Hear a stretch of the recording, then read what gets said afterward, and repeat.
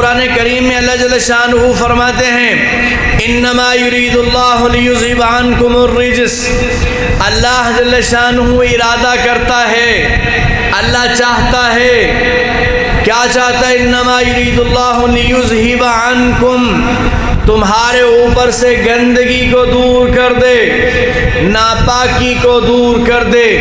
کن کے اوپر سے؟ اہل البیتی، اہل بیت سے اللہ فرماتے ہیں کہ نجاست کو اللہ دور کر دے اور تمہیں پاک صاف بنا دے۔ تو نجاست دور کرنے کا وعدہ اللہ جل شانہ نے کن کے ساتھ کیا؟ بولیے، اہل بیت کے ساتھ۔ اہل بیت، یہاں بھی روافض نے دو گروہ بن گئے، یہاں پر بھی دو گروہ بن گئے جنہوں نے اس کے معنی کو تقسیم کر دیا، ایک معنی لے لیا اور دوسرے معنی کا انکار کر دیا۔ روافض آئے، انہوں نے اہل بیت کا معنی 5 افراد کو لیا، 5 افراد کو، ایک داماد، ایک بیٹی، 2 نواسے اور جناب رسول اللہ صلی اللہ علیہ وسلم، یہ 5 افراد کو مراد لیا اور نبی علیہ السلام کی تمام بیویوں کا انکار کر دیا۔ اور دوسرا غامدی صاحب آئے اور غامدی صاحب نے اس آیت میں بیویوں کو لے لیا صرف، اور بیویوں کو لینے کے بعد جو ہے جناب رسول اللہ صلی اللہ علیہ وسلم کی حدیث یعنی بیٹی، داماد اور نواسوں کا انکار کر دیا۔ اہل بیت سے کون مراد ہیں؟ اہل بیت سے جو لفظ معاشرے میں چل رہے ہوتے ہیں، قرآن انہی الفاظ کے مطابق اللہ جل شانہ نے نازل فرمایا ہے۔ اہل بیت سے مراد، اہل کہتے ہیں والے کو اور بیت کہتے ہیں گھر کو، اہل بیت سے مراد عام طور پر بیوییں ہیں، جیسے اردو میں کہتے ہیں اہلیہ، اہل بیت سے مراد بیویاں ہوتی ہیں، لیکن اس کے معنی میں تھوڑی سی وسعت اس اعتبار سے ہے جو گھر میں افراد زندگی گزار رہے ہوتے ہیں اس سے مراد گھر والے ہوتے ہیں۔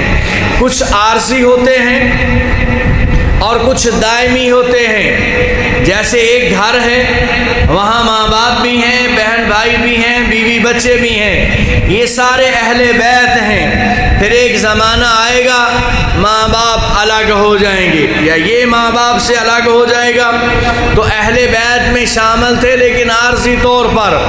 پھر ایک زمانہ آئے گا کہ بہن بھائی اس سے الگ ہو جائیں گے، اہل بیت میں شامل تھے لیکن عارضی طور پر۔ میاں بیوی وہ ہیں جو ہمیشہ اہل بیت رہیں گے، ہمیشہ اہل بیت رہیں گے۔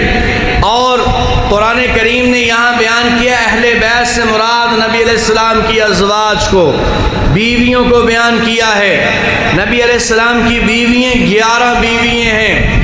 حضرت خدیجہ بنت خویلد رضی اللہ تعالیٰ عنہ، ان کے ساتھ سب سے پہلے نبی علیہ السلام نے نکاح فرمایا۔ جب ان کی وفات ہو گئی تو نبی علیہ السلام نے حضرت سودا بنت زمع رضی اللہ تعالیٰ عنہ سے نکاح فرمایا۔ ان کی موجودگی میں حضرت عائشہ بنت صدیق سے، ان کی موجودگی میں حضرت حفصہ بنت فاروق سے، حضرت صفیہ، حضرت ام حبیبہ، حضرت جویریہ، حضرت میمونہ اور حضرت ام حبیبہ رضی اللہ تعالیٰ عنہ، حضرت ام سلمہ رضی اللہ تعالیٰ عنہ، یہ 11 نبی علیہ السلام کی بیویاں ہیں۔ قرآن کریم نے ان کو ازواج اہل بیت بیان کیا ہے۔ اور اگر کوئی رافضی اس کا انکار کرے، وہ کہے جی اہل بیت میں بیویاں شامل نہیں، ایک تو یہ بات ویسے عقل کے اعتبار سے بھی قابل قبول نہیں ہے کہ اہل بیت سے مراد بیویاں ہی ہوتی ہیں، بیویاں ہی ہوتی ہیں۔